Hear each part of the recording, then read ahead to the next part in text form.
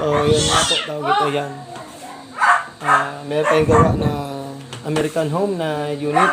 Ang problema ni nanay dito, yung kanyang andar, muugong lang, pero hindi siya nagka-function or hindi naman ma-andar, ugong lang, hanggang doon lang. So, tester natin mo yung kanyang timer, yun, pinalitan ng timer, pero hindi man talaga nasira.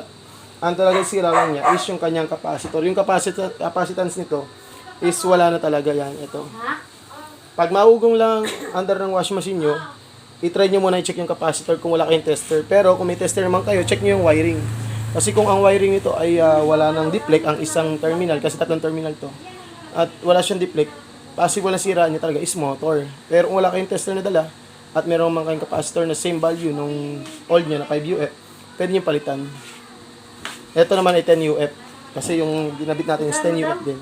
630 lang ho. Bali yan, bibigyan natin sinali ng 1 month warranty. Tapos, yun nga, dapat talaga, tamang technician na makuha kasi kagaya ng sa kanila, nagbayad sila kahit hindi nagawa yung unit. Nagpalit ng timer daw sira. Sayang lang kasi nagbayad sila para sa timer pero hindi man timer ang sira.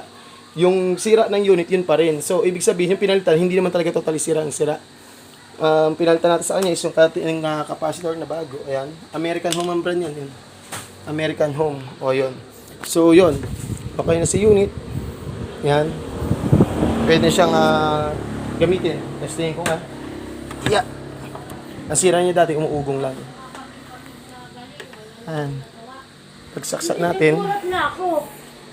Pagsaksak natin. Yan. Buhayin natin yung timer.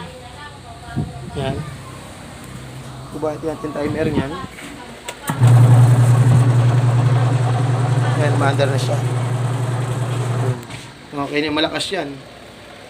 Pigilan ko Yan. Kapag napipigilan nyo naman ang kamay ninyo, yung pinakang pulsator niya, ibig sabihin nun, sira naman dun ay belt. Hindi mo napipigilan. Ibig sabihin, buo rin ang belt nyo.